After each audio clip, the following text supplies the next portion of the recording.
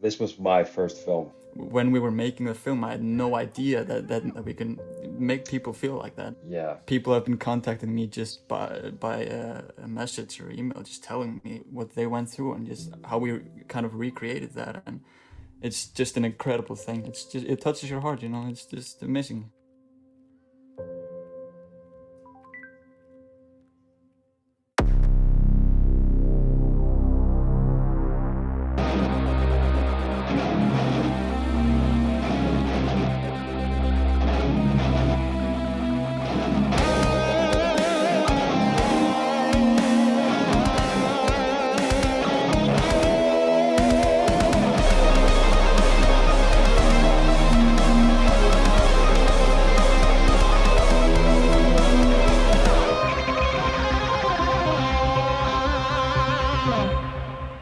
Golden Dog.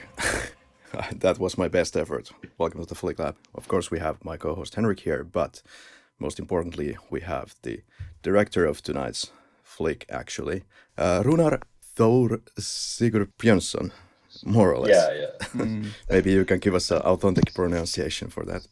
Yeah, Runar Thor Sigurðsson. I think mine has even been corrupted from being in New York all the time. All right, and Ásgeir Sigurðsson. Yeah. Welcome. Thank you. How would you say it yourself? Ásgeir Sigurðsson. It was pretty on point.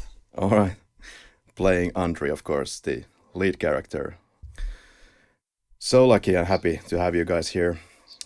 This is we can Thanks for having us.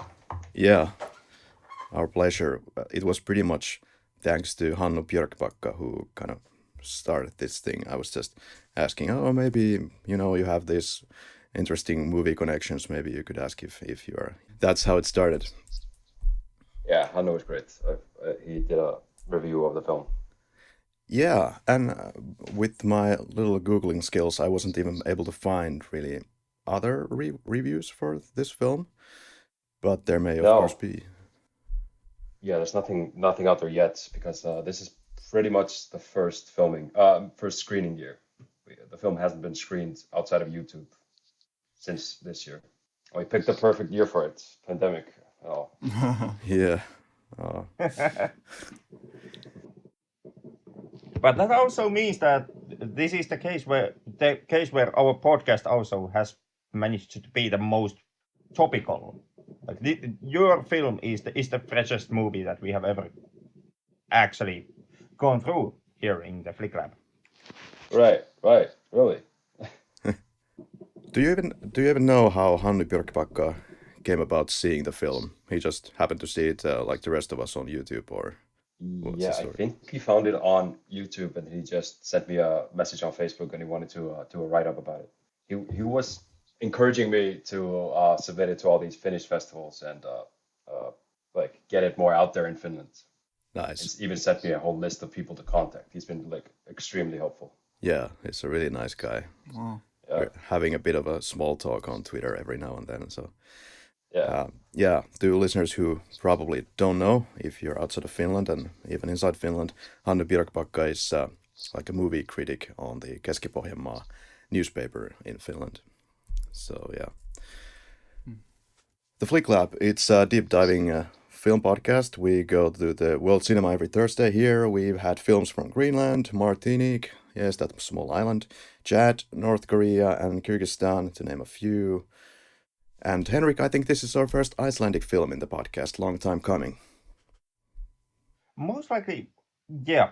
Our first time Icelandic film. Also, the first time when we have been hot on the pony, so to say, and managed to really score us a debut film of an coming director. Yep. Oh, honored. Yeah, definitely. I would say that we are the ones being honored here. Oh yeah. But in many ways, today's movie is kind of also us breaking new terrain here on the podcast. This is also one of the few cases where we actually have tackled into the more of the independent cinema and outside of your typical established producer studio network cinema. Kind of, yeah. we've started to take a look on more of these like the short films we introduced into the podcast just a few months ago, and it's getting a little bit more varied here, which is great. And Henrik, why did we watch this film now?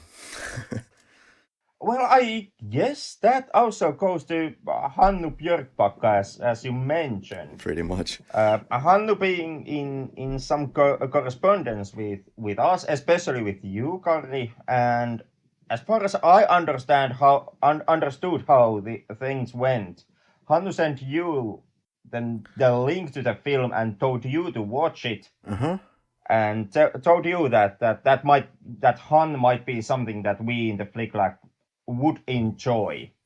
Yeah, it was. And one short film later, here we are in today's episode. Right. I mean, it was probably over a month ago when he sent the link, and then later I thought that, well, why wouldn't we make an episode on this, especially since we kind of missed the Pride Week, so we're kind of late on the Pride Week stuff here.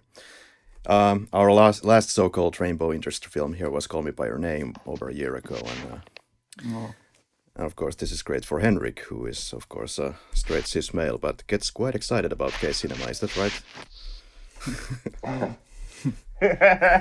Well, I can't deny that at this point, or I believe I will be in the hot calls. So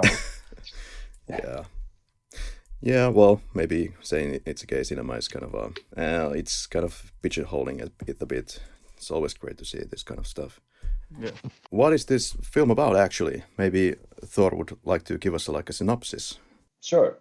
Han is basic about the 16-year-old boy who's called Andre, and Andre is in that stage of his life where he's coming to terms with his sexuality, and he has to balance that with the dynamic that exists between him and his father. His father being a very masculine figure in his life, he's always making assumptions and prodding him about like bringing a girl home and like stuff like that, like the typical dad. So Han is about the day in Andre's life when he goes on his first date, but simultaneously makes the choice to reveal his secret to his dad on that same day. Right. You said you consider yourself more of a writer than a filmmaker. Is there kind of some writings from you available out there, or?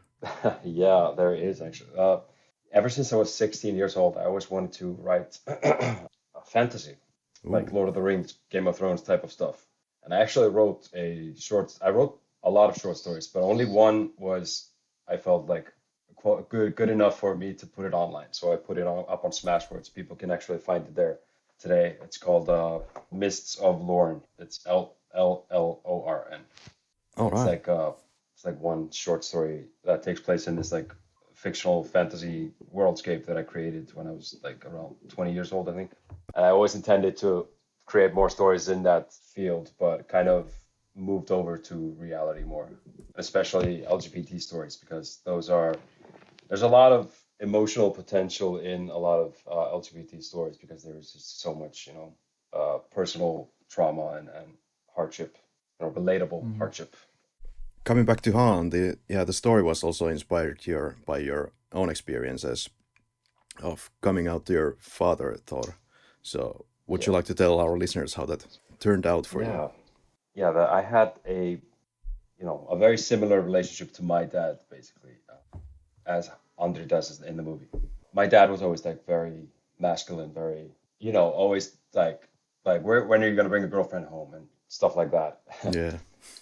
And he was my role model, and I really like always wanted to be like him, and I was always scared of the possibility that he would not want a son that would be gay. Mm-hmm. So that internal fear of mine stuck with me for so long that I couldn't get the nerve up to actually come out of the closet until I was 27 years old. And when I actually did that, my dad, he went on social media right away after he heard from my sister, and he made a status update there, which read basically, it's like, my son, I'm so proud of you. You should always be true to yourself, basically. Yeah. So I had just grossly misjudged my own father, and just like didn't give him the credit he deserved. It was way different than what I expected. Yeah, that's funny. That's kind of, I can find parallels to my own life pretty much because my father also is kind of this kind of a tough character, and I thought that when I would come out to him that it would be a completely different experience, but we were kind of together inside a car, and he was going on once again for the 100th time about, well, Karri, when you're gonna be older and you're gonna have, when you're gonna be married with a woman and you're gonna have kids and blah blah blah blah, and then I just got tired of that at that point, and I said that, sorry, Dad, that's not gonna happen. Oh, what are you saying? Oh, and it was a great experience though. He was just laughing and saying that, yeah, that's totally fine, and Yeah, really exactly. happy about that. So this novel you're working on, I hear, and I hear that it's based very much on Han. So do you want to talk about that a bit? Yeah, when I spoke to Hanu regarding the review, I was working on a novel, but I pivoted into creating a full feature film now. Like it's the same story, but the media is going to be a film. After, I live in New York and I got into touch with this small film studio here, and they were interested in Han and they were interested in the story for the book, but they wanted to see it, in a full feature format. So I put the book aside and I'm right now I'm just working my way through a script for the first draft. And Wow. I'm halfway through already. It's called Rooftops. It's going to take place here in New York, but it's going to have a very similar feel to it as Han did, but it's going to touch on, a wider range of topics like Mm. transphobia, racism, and other topics too. Sounds very good. It's going to be a wider story, a bigger story. Looking forward to it. Do you want to kind of talk about how big the budget of the film was eventually? Sure. I think the final number, the cost was around one, yeah, 1.5 million Icelandic, which is like $12,000. Okay, yeah. Yeah, there are a surprising amount of expenses every time in filmmaking, yeah. Mm-hmm. Yeah, When was Han filmed actually? In 2017, summer of 2017. it was filmed in Reykjavik, and the indoor scenes were filmed in my apartment at the time. And how long did it take? Yeah. Filming took 4 days consecutive. 4 days. Yeah. Okay. Pretty impressive. How long it went through the editing process and everything? The editing process it was a bit longer. It was like, I believe that it was like 6 months or something. Uh-huh. Yeah. Because like a lot of these people were giving away their time or like giving a discounted time, and they were, professionals. So our project always, there were other projects that had to take precedence over ours because they were full paying ones. So it got delayed like once in a while. Did you always plan to release the movie for free on YouTube like this, or? No, actually. I I had only imagined to make this film for an Icelandic audience. I never pictured it going anywhere beyond Iceland. So, and I Mm. didn't even put it on YouTube until late last year when a friend of mine here in New York who saw the film and he was like, "What? Why is this not on YouTube? Like, just put it up on YouTube. Everybody's gonna love it." And I was like, I don't know. And I did it eventually, and like now we're up to 600,000 views or something, like in less than a year. So I'm very glad that I did. Mm-hmm. Yeah, and actually, I don't know if somebody asked for permission, but there's also somebody who has copied the film on YouTube, and it has also something like 600K views. Yeah, Pretty yeah. good. There are at least two Russian channels that have asked me Hmm. to be able to republish it, and then another one, German one, I think. What has being on YouTube meant to you and your film? Has there been something that you have gained now that you have been noticed on YouTube? Yeah, yeah, definitely. It opened up like a lot of potential. Like all of the, everything that's basically happened as a result of the movie being on YouTube. All the studio stuff, the Hannu review in the newspaper, and even the film festivals. I wouldn't have launched it on film festivals this year if I hadn't seen the positive outcome of having it up on YouTube. Yeah. And also the direct channel to like all these kids who watch it or parents who watch it and like get inspired by it has been incredible. Like reading all those comments has been the highlight of my day. Yeah, yeah, same for me. It's been like I've been getting messages from all around the world, just like I could see myself in you, like when I was coming out to my parents, and it, like reading all those comments, just it's just amazing, seeing that we touched so many people. So also from the actor's viewpoint, it doesn't feel that it somehow cheapens the film you work for and gave your performance for, seeing that it's now on free on YouTube. Yeah, no, it was kind of new for me when Runar asked me to act in the film, because I hadn't been acting since I was a kid, and I wanted to get back at it. And I saw he posted a Facebook status to like an Icelandic actors page, and I was like, why not? I mean, I just sent him an email like, yeah, I would like to audition, and yeah, I went into the audition, and apparently it went great. I was like a little nervous at first, and I think Runar just noticed it, and he like in the audition, and he like talked me through it, like it's just told me a little bit about the character, about himself, and like when he told me that, I like understood it, and I think that's when I finally like, yeah, got to the point where I could act the character as he wanted it, and yeah, then I got the part, and yeah,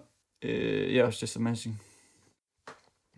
What was actually what made you interested of the role of Andri, and what motivated you and gave Oh you yeah. energy to do the role?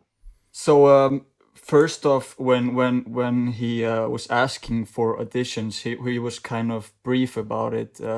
Runar, he didn't specify that it was a story about himself. He just told it was a story about a young boy, and it was at my age at the time. So I just took the opportunity and went to audition. And when I got the part, he told me, it was about himself. It was a story about when he was coming out, kind of. This, of course, Andres much younger, younger person, and I just had to do I had to do some kind of research for the character. He told me kind of just about his anxiety with coming out of the closet, Runar, and I also, in preparation, I used to go on Reddit and like search for like coming out stories, and just to know, kind of what that anxiety was about, and like how people would deal with coming out to their parents, because it's just something that I haven't felt before, because I'm straight, so it's just something you kind of have to delve into and just and research, and yeah. Well, considering that is, and considering everything, it's a really natural performance, a really Oh, great thank you. performance. So Thank you. Yeah. great to see it. Hey, pues, during the audition, I knew I wanted to put a lot of effort into casting because the whole story is writing so much on this one character and Yeah. how he's portrayed. So, but as soon as Ásgeir came in and read his lines and worked on it with us, I just saw Andre straight away. I was like, I didn't even have to think about it. Mm.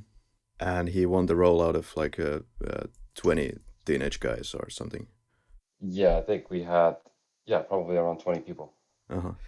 Yeah, so why did you pick up Reykjavik actually? Were you still living in Reykjavik during this time, or? Yes, I was. And downtown Reykjavik is it's a cinematic like wonderland. So a lot of beautiful scenes. Like it's the ideal Nordic, city, like with that whole modest thing too. Like there are no skyscrapers or anything like that. It's a very Yeah. humble Nordic city. Yeah. The film won the Best Narrative Short Film Award at the Fargo Moorhead LGBT Film Festival. Are there any other prizes that you are aware of? Yeah, there was another one that just came in, which was the Feedback Film Festival in Toronto. We won the best film Mhm. there. I've yet to announce that. So that's being announced first here. And then we were shortlisted for the Iris Prize in Wales in the UK, which is a BAFTA qualifying prize, so I'm very excited about that. We're one of 35 films 35 international films that are shortlisted for this prize. Well, let's talk a little bit about the rest of the crew and cast. There is David Guðbrandsson playing Hjölli or Hjörleifur, more or less, who is playing the dad character here. And I heard that you found him via your experience as when he was your director in a theater performance of Killer Joe. And so you just offered him the part right on the spot. And pretty much. Great performance as well. Anything you want to add on this, his profile? No. He was my director in that performance. And so I had this existing relationship with him. We work well together. And I know that he's a very talented actor. So I rung him up. I said, hey, I'm doing this film. Do you want to, there's this part, it's like a very important part of the father. And I would love to see you in it. And he was just, yeah, let's do it. And he was especially interested because he's like a very true, ally. He's a straight male, but he's very active LGBT matters. And he was very interested as soon as I told him that was the agenda. Why do you think it is that the Nordic countries or Iceland is so open or supportive towards LGBT people? Can you name anything in special? I mean, we've always been pretty progressive looking at other issues as well. Like if you look at Iceland specifically, we had the first female president. We had the first gay head of state. So we've always been unafraid to like do something different, and especially for the sake of, goodness and progress. And via David, you found Bryndís Ásmundsdóttir playing the mother of the cast. Yeah. Anything about her? Yeah, she came on board through David. I didn't know her beforehand, but their whole dynamic was just a blast to watch, both just on set and in the film itself. They're just like because they're such good friends in real life. We're just so comfortable with each other. Like when they're having their like little dynamic in the kitchen, kissing each other, it all feels so natural, so cute, and so real. Yeah, I really had to ask myself, like, are these really just friends? How does it work so well? But yeah. Yeah, I'm sure David's wife had the same question. And then we have Kristoffer Baldur Sverrisson playing Reunir, and he's, I believe, the friend of Andre. Yeah. Yes. Yeah. Yeah. He was the runner-up in the audition. He was my second choice for Andre. So I really wanted to keep him on in some role. So I put him in this role because he was really good.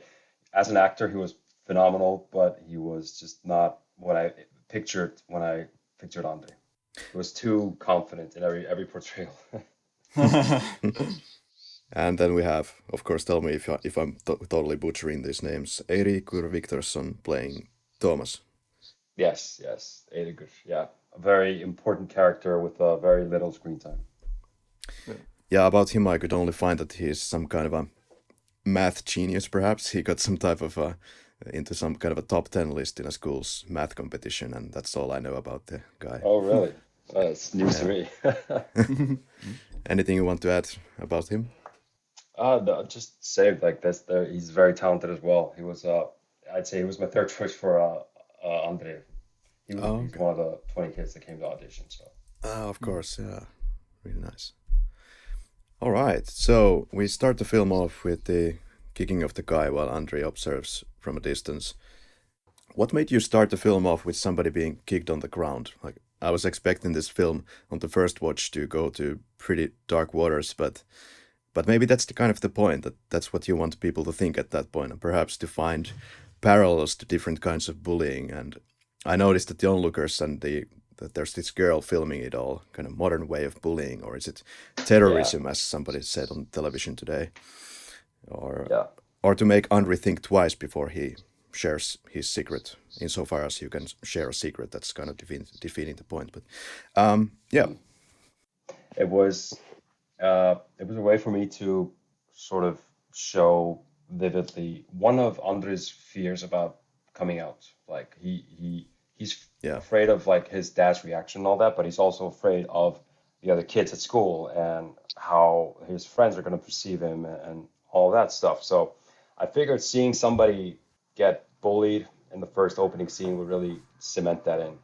Can you share us anything about the actors in this scene? Let's lift everyone up that we can.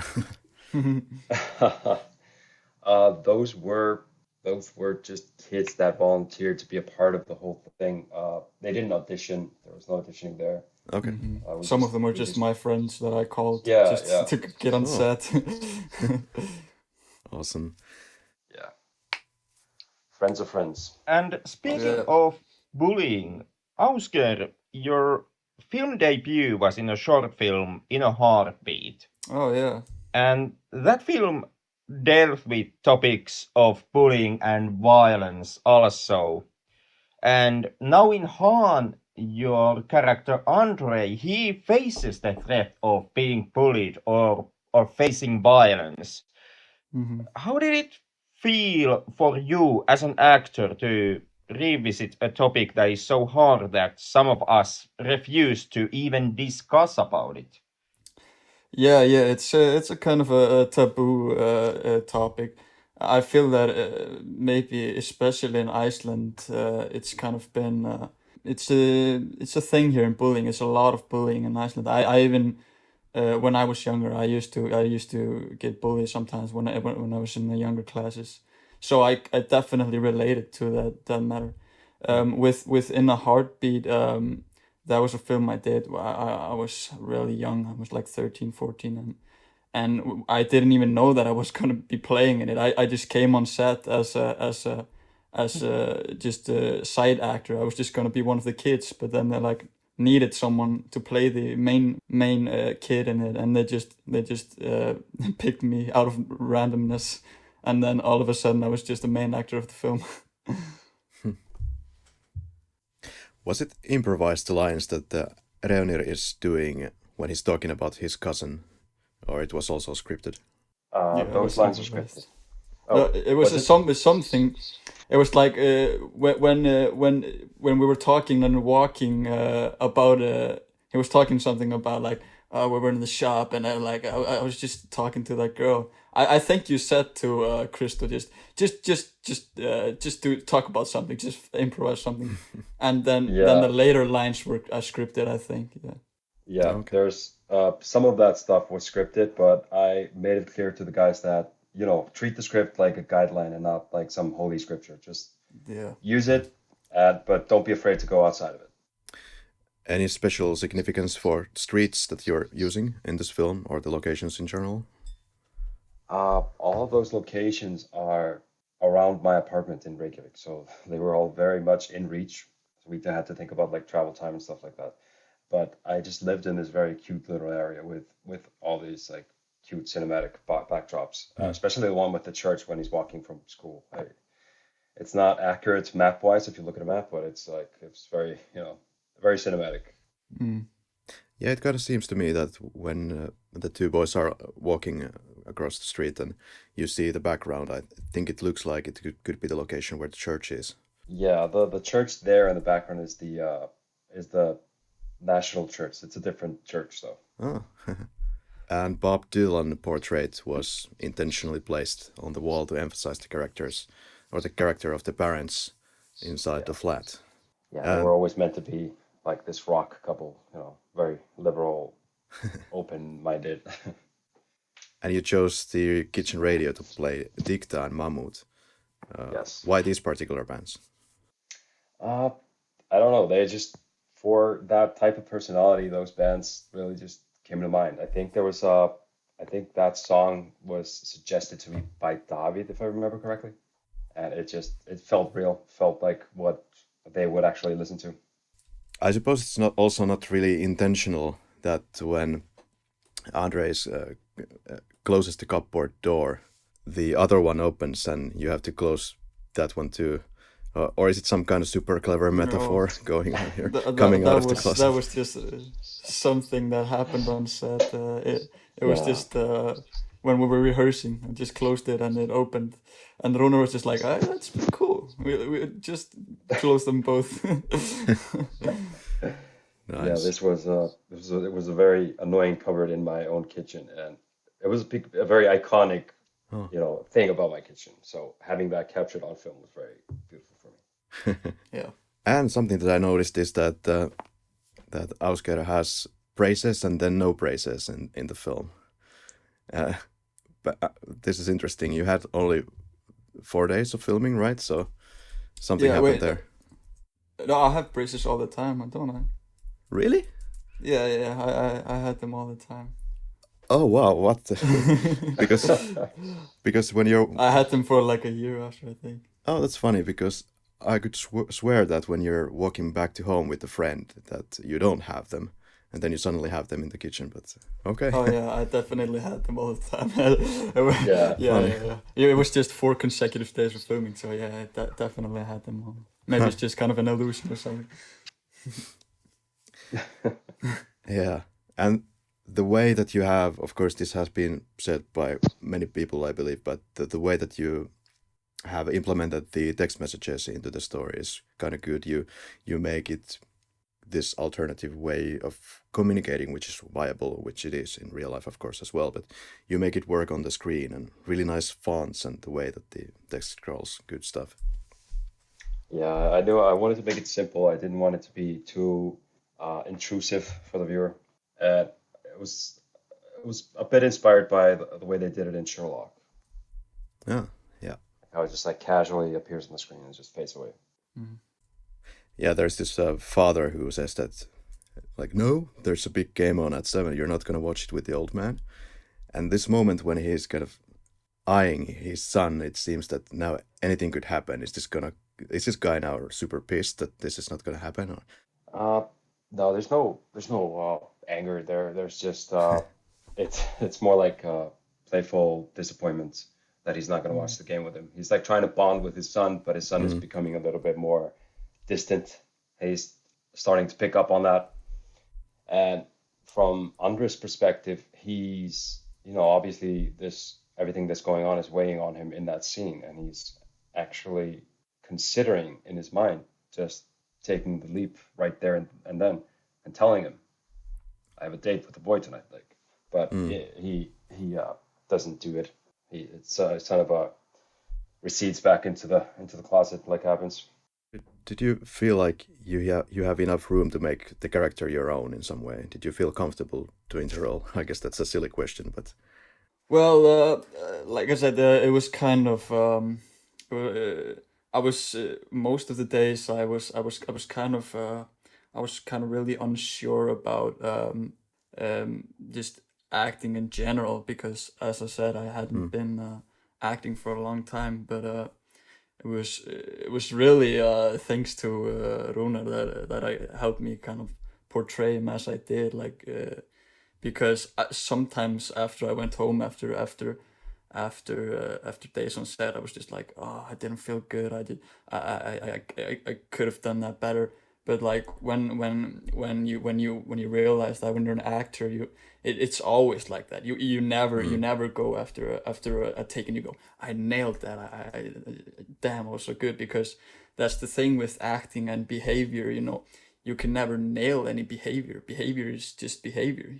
So you can't go after a take and just say, yeah, I nailed this behavior, because that's not real life. Real Yeah, life is just behavior, and just what happens. mm. yeah, Really great acting with the eyes, by the way. There, Yeah, like thanks. I And believe we you took were. like Mm. yeah. that was like 20 shots maybe. Me Oh, just staring at that. We did it a couple of times. Yeah, it's kind of it was fun. by the way, Thor, do you prefer to take a lot of shots or retakes, or you just prefer to take it on a couple of takes? Uh, yeah, I think I do tend to get a little bit excessive with the shots. Mm, My crew probably hated me a few times, but Mhm. I feel like once I do get a shot that I'm happy with, I just need to get a couple of more for safety, and then I'm happy, and we can move on. Yeah. And I'm never happy, so that always turns out to be a lot of shots. Perfectionist. Oh, you were really happy on set. And Thor, you've said that the church is symbolic for the changing times since the Reykjavik Pride passes by the church. That's kind of an interesting way to use a church in connection with the LGBTQ story, but for a good reason, as you said, that they appeared very supportive of the parades. Is this kind of the case all around Iceland when it comes to church? I think for the most part, yeah. The National Church even put out a brochure, I think this last month or something, about they portrayed Jesus as a trans woman, I think. Yeah. Okay. Just it was basically them saying that Jesus is however we portray him, however whatever he is to all of us, and people were in uproar about it. But it just shows like how the church is changing, and I'm not particularly religious myself, but I do admire when these old institutions change or progress with the times. Yeah. Great moment there after the shower, checking for the nose hair. I can totally relate. That damn nose hair. That was a great Runar's part. I was kind of hesitant about it. I was like, oh, it's gonna look ugly, but yeah, it turned out great. Yeah. It's That's kind actually of funny. So I've been sending these high quality stills to the festivals, and yeah. I was included still of that one too, and they always end up picking that one for Yeah. I was gonna say it's promotions. kind of this signature shot. It's Yeah. everybody can relate to that. When Yeah. even myself, going out to when I'm maybe meeting out friends and or even girls, and like it's just like, oh, I have a pimple, or do I have any more nose hair? Just anyone can relate to that. Yeah. Yeah, this whole HANN pronoun thing is an interesting thing in Finland because we don't have this sort of a problem because we have only one word for this. It's HANN, and it can be used for both males and females. But of course, someone would likely want to say in a similar sentence, like, what's the girl's name? So, but Right. yeah. So the Finnish translation of the name of the film would probably be the boy's name is. Yeah, probably. Yeah. Now, Andre has some second thoughts here. Can we do this another time, this text message? And how much of the audio used in the film was from the actual location, and how much was added in post? I think most of the times in the bedroom it's Foley, so it's post. I think most of the scenes it was just me and Ásgeir in that room, and I was helping him time the text message movements. So in those scenes, I was not behind my usual the monitor. I was in there. Yeah, I was sitting on the floor with the script and reading out the text messages to me. Also, plus points for the perfume, how it was just pressed once on the neck. Just one press is enough. You don't need to press it 200 times. Like some people do. Yeah, I would like to take credit for that kind of for that performance. Well done. And there's a Thor magazine on the table. Nice one. Oh yeah, happy accident. That was not planned. Ah, perfect. Maybe it's gonna be your signature in your films or something. Yes, I think so. Are you much of a superhero comic reader or watcher? Not a reader, but a watcher. I'd say I'm more of a, I like the films a lot. Yeah. There's also this scene where mom is now talking kind of random stuff on the phone, sounding very natural. Was that improvised, or was it also included in the script when Andre is leaving? Yeah, no, that was all improvised from her. Like there was none of that was in the script. Yeah. And it was all, it just flowed so naturally and beautifully. It was great. I agree. Great stuff. Then there are these intercuts between the exterior and interior shots. There's the beautiful bridge and city shot of downtown Reykjavik, and the church is seen there. And then there is the mom and dad joking away. And the dad finds the piece of squared paper on the living room desk, and then there is this very nice big two shot of the guys once they see each other. Somebody said that the character of Thomas looks a little bit like Bill Skarsgård. Yeah, I saw that comment. Yeah, They're not wrong. perhaps. Like there is some, like from the side at least, but maybe not from the front. Yeah, and great expressions from the father. Still, he's doing this smiling and even grinning, and switches on TV, calls for Asta, and the title card HANN comes on. Yeah. First, I wasn't quite sure what to think about coming out with the piece of paper. You would think that that Andrei would like to see the reactions of the parents, but maybe he's too afraid. Anyway, it works great cinematically, though this might raise some concerns about what Andrei would think his parents' reactions would be. Or maybe it's more like he knows they will probably react all right, but he doesn't care to invest his energy on the subject too much because it's a special day for him anyway. So Yeah, this was most likely just it was more influenced by how I, came out. I wasn't able to say it to my dad to his face. I was too, I wouldn't say afraid, but I was just not comfortable doing it. So I asked my sister to do it for me. So I wanted to sort of show that he wasn't ready to have that long conversation with his dad. So I just wanted to like clear it up and then get out of there and go on his dates, basically. yeah, it's such a normal thing now around our countries that not a big deal to keep dwelling on it. Perhaps you can take it like this as well. Mhm. And I feel like it was like a casual dig at his dad too, because his dad was always like, "What's her name? What's her name?" Like, Yeah, and it was a like internal family, part of it, like family humor. Like yeah. his name is. I was watching this film also with my mom, and she was like, "This is really annoying. Why do they keep asking it all the time? What's her name? What's her name?" Yeah, yeah. but yeah, she came to like these characters, of course. So for once here we have kind of an LGBT story without everyone dying of AIDS or somebody dying of a tragic car crash at the happiest moment of their lives, or the parents disowning their children and sending a hitman to slaughter them or into tiny pieces or what have you. So really refreshing to see something like this.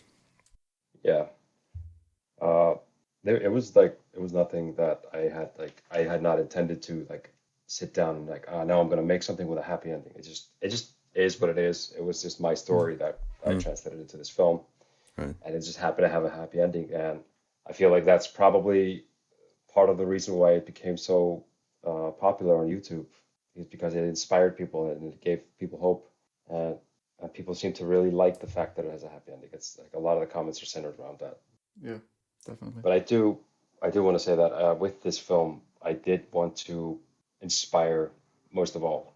Like I was hoping, I wanted to make something basically that I had needed as a 17-year-old kid or 18-year-old kid, or something to help me at that time come out, which I didn't have in front of me then. So other kids, have the courage to come out not earlier than 27 years old. Any comments about Robert Pietursson, the cinematographer? Oh yeah, Robert is awesome to work with. We designed a lot of the scenes together, and he does this for a living. So he was sort of the rock that I needed with me on set, because this was my first film. So having him with me as my cinematographer and my advisor on all things was just beyond valuable. Yeah, I even keep in touch with him today. Yeah, he's just an overall great guy, really talented, and he's part of the reason why we got such a huge amount of people on board from the professional community in Iceland, because he was just so connected. Nice. And anything about your gear that you have used for the gear nerds of this podcast? Yeah, well, the camera that we used was an Alexa XT, but I'm not much of a gear nerd myself. I'm more of a storyteller, so can't tell you any Yeah. more than that. I remember, I was studying filmmaking at the time when I was casted, I'm a filmmaker myself, and I'm pretty much of a gear nerd. So it was Runar was just like, oh, you were shooting this like on an Alexa, and I was like, what? We're shooting on an Alexa? Oh my god, that's just like the pros. Right. Probably worth more than many cars. That was the Yeah. biggest production cost. Of course. YouTube commenter Beatrice Di Matteo joked, quote, the dad when he saw the note, Asta, you owe me $10. And then and this one felt Webel Vertrauen commenting on the dialogue of the film, I want to meet you. Do you like sushi? Marry him. Yeah, I can relate to that. That is food of the gods.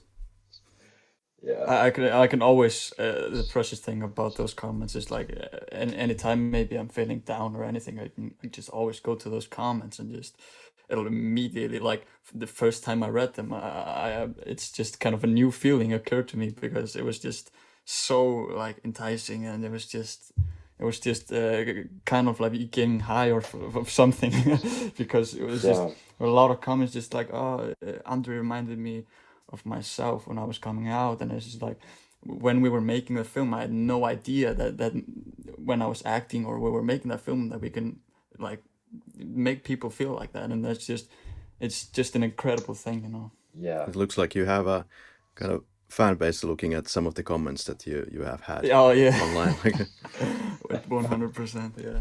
Awesome. And I love it's people have been contacting me just by a message or email, just telling me how what they went through and just how we kind of recreated that, and it's just it touches your heart, it's just amazing. Never knew that you could do that. Yeah. Yeah. Anything you want to talk about the closing credits? There's a bunch of special thanks, car rental companies, and I don't know anything really about this, but maybe you can open something up. It's just at the time of shooting, I was working for I was working for a company that I own in parts in Iceland called Northbound, and it's like this booking website. And so I had all these connections to car rentals, and I was able to leverage that into getting us like 2 crew cars easily. Oh yeah. Yeah, giving a shout out to Runar again, because the credits, if we would have just cut to black or something, it would have not been the same as we can just watch them walk away, together, and it just puts like another kind of feeling. If instead we would have just cut to black when they meet. Yeah. Yeah. Anything funny that you guys were talking when you meet by the church? Like, of course, we don't hear the dialogue, but he's pointing to somewhere. Yeah, we stayed in character all the walk, and we just kind of had the awkward talk about sushi, and we improv something. I was telling him I didn't like sushi, and I was just laughing and kind of. And one thing I remember doing, it occurs to me now that I didn't even tell anyone about or Runar or anything, is that while researching the character, and I found a lot of stories that when people came out of the closet, that they changed the way they walk, and like changed their body movements. And I in the critics, I like tried to mimic that as the best I could, like to mimic that. I've kind of opened up my I don't know if you can notice it, but like I tried to like change my walking style and like change my movement, like for being more free, and but I never told anyone about it. That's just kind of like a little Easter egg I wanted to put in the movie because I read about it when people. Oh yeah. That's funny. It does. Now that you say that, it does seem like you seem a little bit more jumpy in the Yeah. scene. And the music here is done by Mr. Director himself. Is that correct? Yeah, it's just through an app that I use basically that I don't even remember the name, but it uses like stock clips that you can like stretch and put it in tune with the pace of the scene and all that. It's very, very good use. Henrik, do you want to start maybe? What's your favorite quote from the film? My favorite quote has to be the end quote. His name is. Mm, Yeah, definitely. I would probably just go with the kind of half swallowed, perhaps, hi at the end when Andri says Yeah. it. Yeah. That's nice. What about you guys? Anything that's popping up to your heads? For me, it is probably my favorite line, my favorite dialogue line, probably the one where he's sitting in his bed and he's texting Thomas and he can't decide which emoji to go with. Yeah. Yeah, Like yeah, deleting yeah, and retyping. Like yeah, exactly. Yeah, this kind of I remember the thing about when I was saying like I think I'm gonna have sushi. Like that was kind of I think that was kind of important. Like because he's kind of like telling his father he's going out, but he knows his father's gonna like question him back, and it's kind of that anxiety of that. And I even remember like when me and Christopher were over at Runar's apartment, like rehearsing for the film. He just asked us to like improv in the couch, like just like a conversation, like talking about girls and something. And it just like went on for 5 minutes, and Runar was just like, "Damn it! Now I have to add another scene to the film."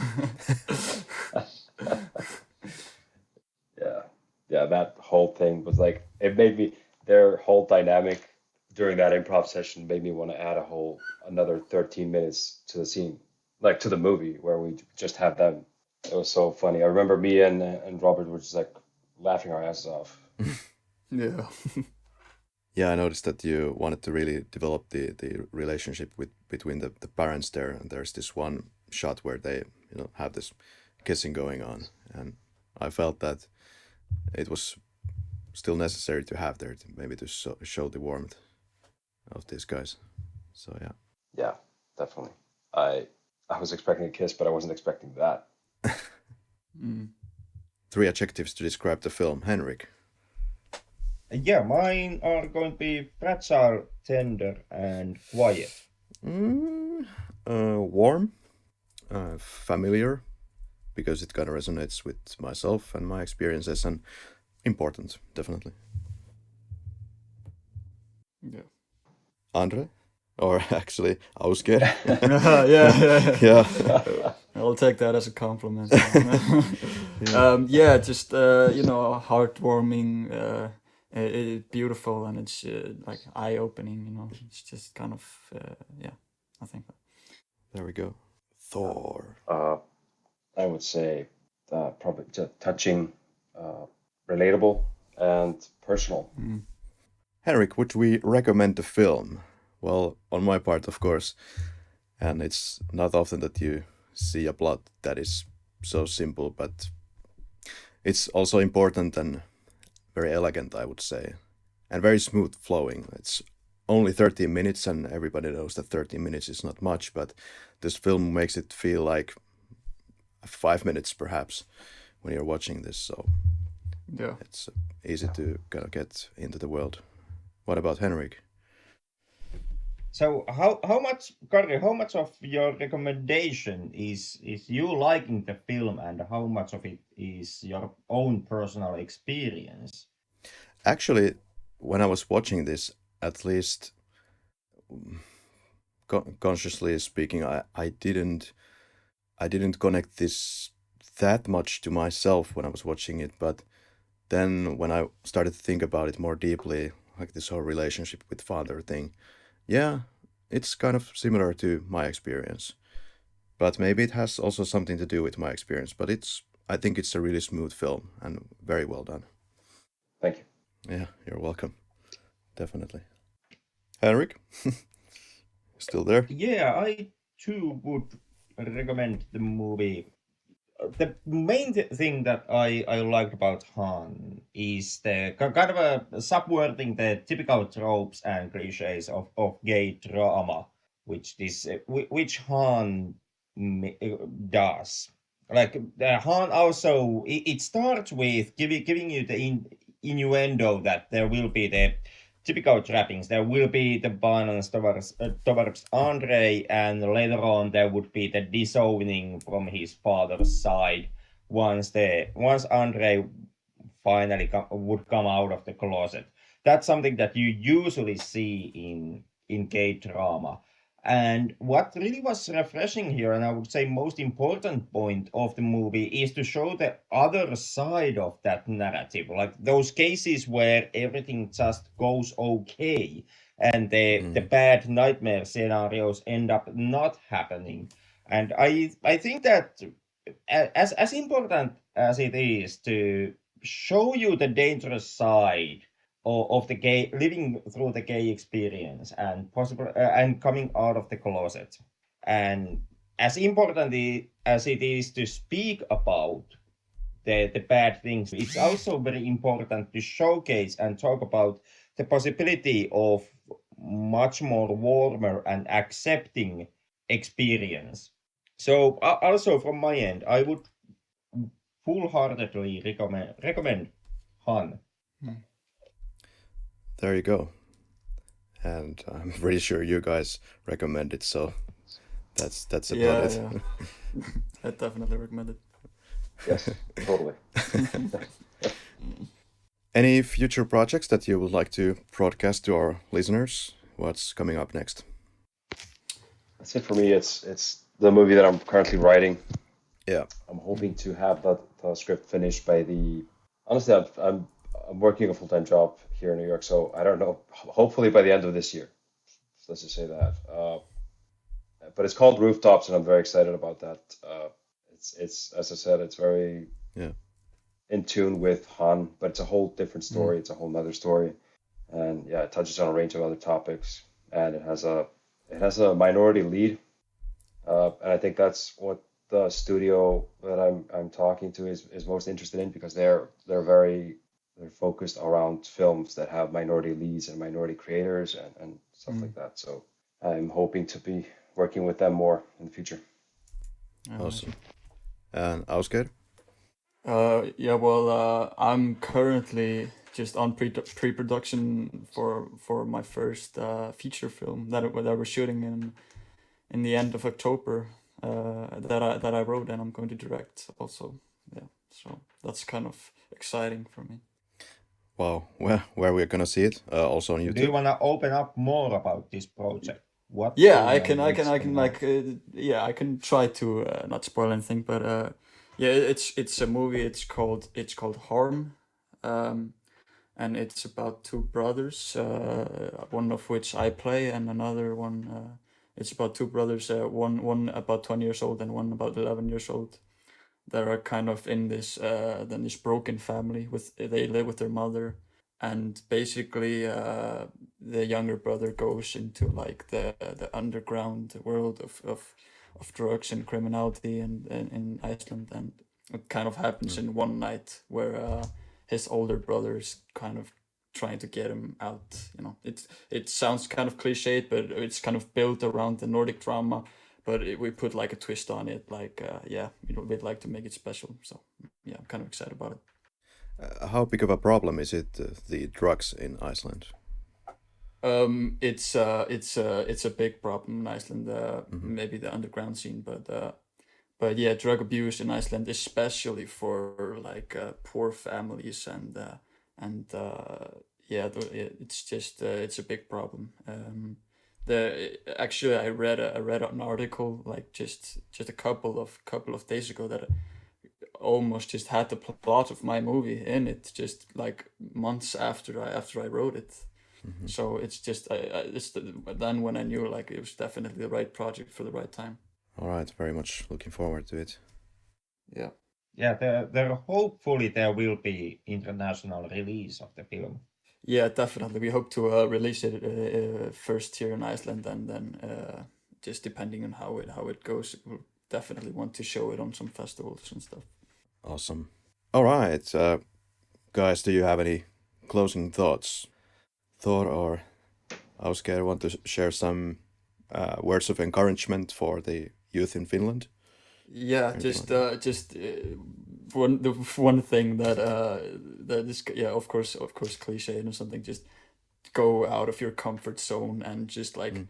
if you never like actually do something, or like go ahead and just take that first step into what you would like to do, like nothing's gonna happen just based on like, if you don't take the first step. So just like, if you want to do something, just start small, take the first step. Because I always knew I wanted to go back into acting, and just I was really shy, and but I just knew I had to be encouraged. And so that first time when I just sent Runar an email, just like, I would like to audition for film, and just that little email just came to where we are now. Now the film is just going through festivals, and it got me back into acting. So it's always just that one small step you can take, and something definitely good will come out of it. Yeah, butterfly effects. Yep. There you go. Yeah, definitely echo that statement. But I think my closing advice to any people who can relate to the situation, Han, just please don't wait until you're 27 years old. Just don't be afraid, and take the step, because if you do, you're gonna lose out on the prime years of your life. Mm-hmm. Yeah. I concur. But yeah, if anybody wants to watch the progress on Han, the screenings, or even progress on the new film, then they can. I'm usually pretty active on Instagram, so they can follow me there. It's Runar Thor S. And what about Ásgeir? You want to share your handle? Yeah, like, you want to follow me on Instagram? It's Ásgeir Sigurðsson. It's pretty much my name. Yeah. And if you want to follow our podcast, it's also available on Instagram. The Flick Lab is the handle there, all over the interwebs. Facebook, Twitter, YouTube, Instagram. Once again, guys, massive thanks for you both for coming to talk with us today. It really means a lot, and best of luck with all your projects and the film festivals and everything that's going. Yeah. Thank you for having us. It's been awesome. Thank you. Yeah. And also a huge thanks to Hanni Björkbacka, a film critic that I mentioned, and definitely you can check him out also on Twitter. And he was a great, valuable help in certain parts of researching this film.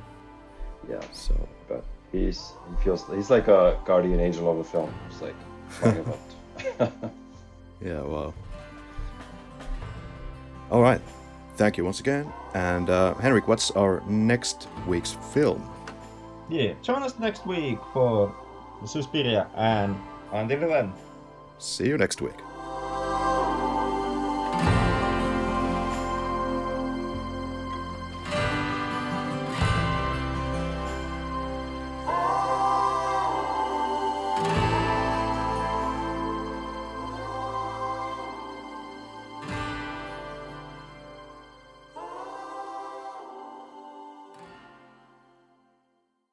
Yeah, I used to live in Finland for a bit when I was an exchange student. Whoa. Yeah, I apologize for the experience. No, it was good.